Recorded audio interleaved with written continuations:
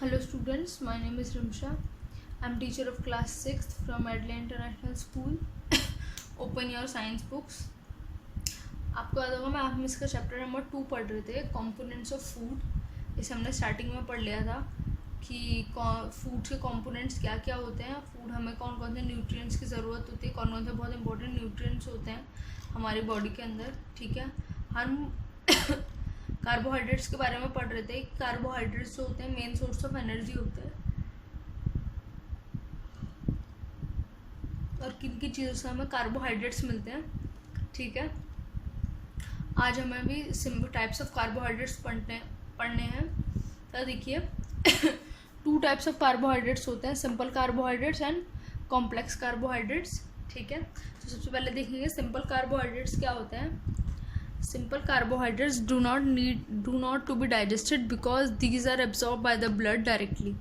जो simple carbohydrates होते हैं उनको डाइजेस्ट करने की कोई ज़रूरत नहीं होती, क्योंकि वो डायरेक्टली किसके थ्रू डाइजेस्ट हो जाते हैं, हमारे ब्लड के थ्रू. ठीक है, मतलब उनके लिए हमें कोई भी ऑर्गन की या किसी चीज़ की ज़रूरत नहीं होती. वो डायरेक्टली हम जैसे उसे पीते हैं वैसे के वैसे वो हमारे डाइजेस्ट हो जाते हैं और हमारे ब्लड के अंदर मिल जाते हैं, हमें इनसे इंस्टेंट एनर्जी मिल जाती है. ठीक है, therefore simple carbohydrates are instant source of energy, for example glucose. ठीक है, तो जो कार्बोहाइड्रेट्स होते हैं उनसे हमें इंस्टेंट एनर्जी मिल जाती है. जैसे कि हमारा ग्लूकोज, अगर आप जैसे ग्लूकोज किसी की तबीयत ख़राब होती है, किसी को फेंट हो रहा होता है, चक्कर आ रहे होते हैं, तो generally glucose hand to hand ले लेते हैं वो, तो उससे उनके अंदर इंस्टेंट एनर्जी आ जाती है.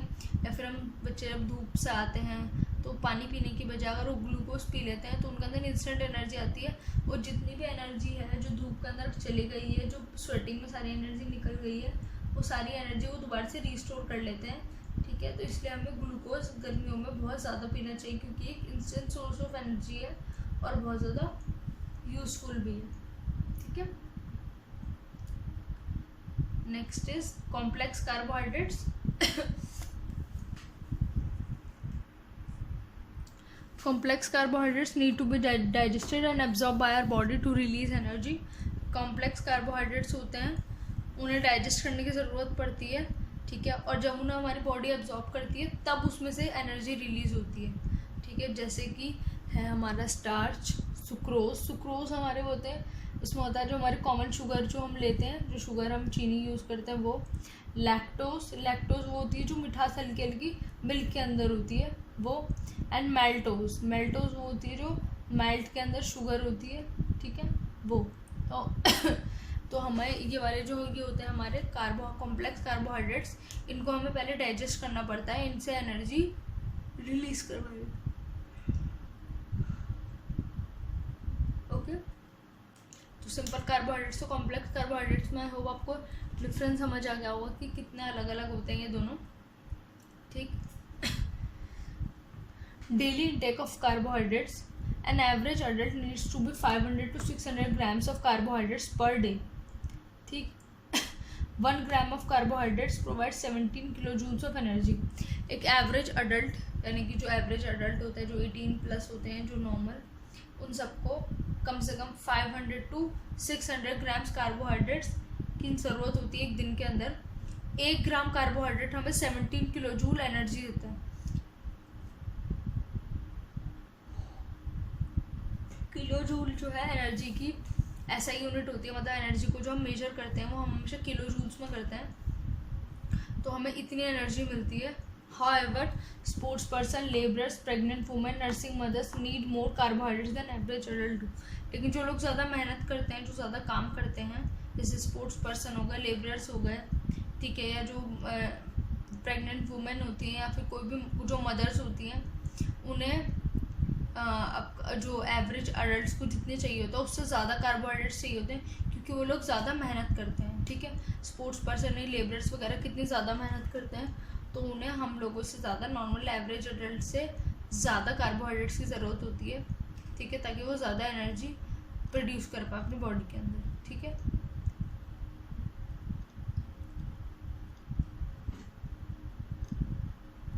नेक्स्ट है आपका फैट्स.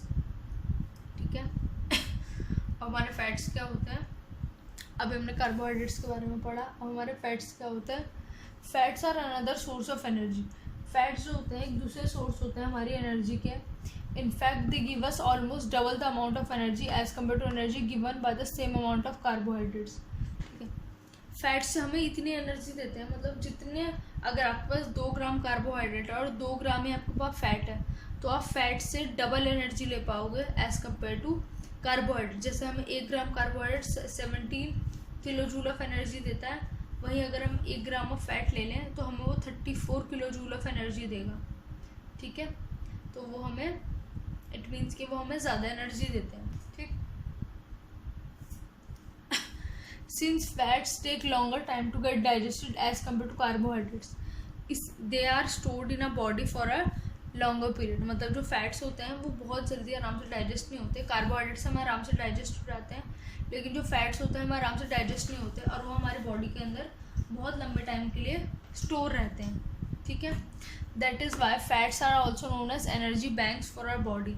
तो फैट्स को हम एनर्जी बैंक्स भी कहते हैं, मतलब हमारे बॉडी के अंदर इतनी एनर्जी वो स्टोर करके रखते हैं, तो वो हमारे लिए एनर्जी बैंक होते हैं. ठीक है, when we are short of energy our body uses these stored fats. जब हमारे पास एनर्जी नहीं होती, हमारे पास बिल्कुल भी किसी काम करने की एनर्जी नहीं रहती, तो हमारे बॉडी की जो फैट्स हैं उसकी जो एनर्जी है हमारी बॉडी वो यूज़ करना स्टार्ट कर देती है.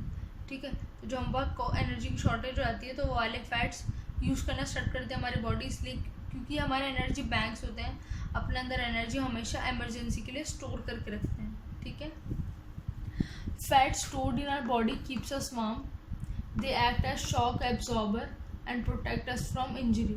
ठीक है, जो फैट होता है वो हमारी बॉडी को गर्म रखता है, वार्म रखता है हमेशा. ठीक है, ज़्यादातर आपने देखा होगा जो थोड़े हेल्दी लोग होते हैं उनको स्वेटिंग भी ज़्यादा होती है क्योंकि उनकी बॉडी ज़्यादा गर्म रहती है. They act as a shock absorber, मतलब शॉक यानी अगर आपको बाई चांस कहीं पे करंट लग जाता है, कहीं शॉक लग जाता है, तो वो फैट्स अगर होते हैं तो वो शॉक को एब्जॉर्ब कर लेते हैं हमारी बॉडी को. कोई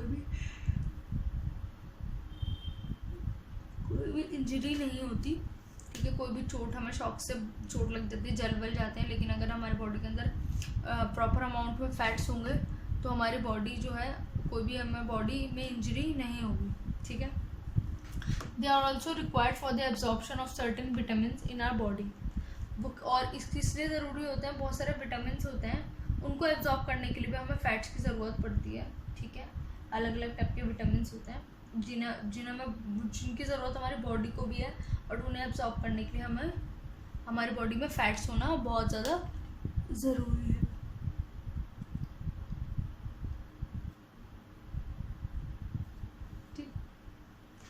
सोर्सेज ऑफ फैट्स, अब हमें फैट्स मिलते कहाँ से? Fats are obtain from both plants and animals. Fats हमें प्लांट से भी मिल सकते हैं, हमें एनिमल से भी मिल सकते हैं. ठीक है, oil such as groundnut, sunflower, coconut, mustard and olive are obtain from plants. जो कुछ ऑयल्स हैं जैसे हमारे groundnut oil, sunflower, coconut, mustard, olive, ये सारे ऑयल्स के नाम आपने सुने भी होंगे.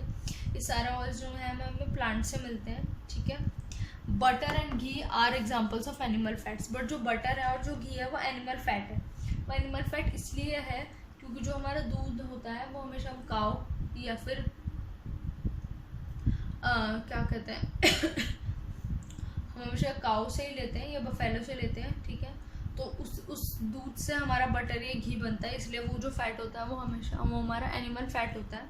ठीक, meat, fish, eggs and cheese are also good source of animal fats.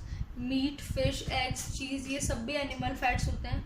Nuts possess considerable amount of fats. जो नट्स होते हैं उनके अंदर काफ़ी ज़्यादा फैट होता है. ठीक है, ये सब हमारे सोर्सेज है जिनसे हमें बहुत ज़्यादा फैट मिलता है. ठीक, अगर आपकी बॉडी में एक्सट्रीम फैट हो जाए तो आप बहुत सारी बीमारियां भी लग जाती हैं लोगों को, जिसको कहते हैं मोटापा, जिसको हम साइंटिफिक लैंग्वेज में ओबेसिटी बोलते हैं. उसकी वजह से हमें हेल्थ बहुत सारे डिसऑर्डर हो जाते हैं. हमें high blood pressure, heart disease, diabetes या बहुत डिफरेंट टाइप के हमें डिजीज़ लग जाते हैं. इसलिए हमें अपने फैट पे भी कंट्रोल रखना चाहिए. ठीक है, हमें एनर्जी देते हैं लेकिन एक लिमिट में ही हमारे बॉडी के अंदर एक फ़ैट होना चाहिए. हमें फ़ैट कितना लेना चाहिए, क्या होना चाहिए, वो हम नेक्स्ट क्लास में पढ़ेंगे. आई होप यहाँ तक आपको समझ आ गया होगा. डेली इंटेक से हम नेक्स्ट क्लास में पढ़ेंगे. ओके.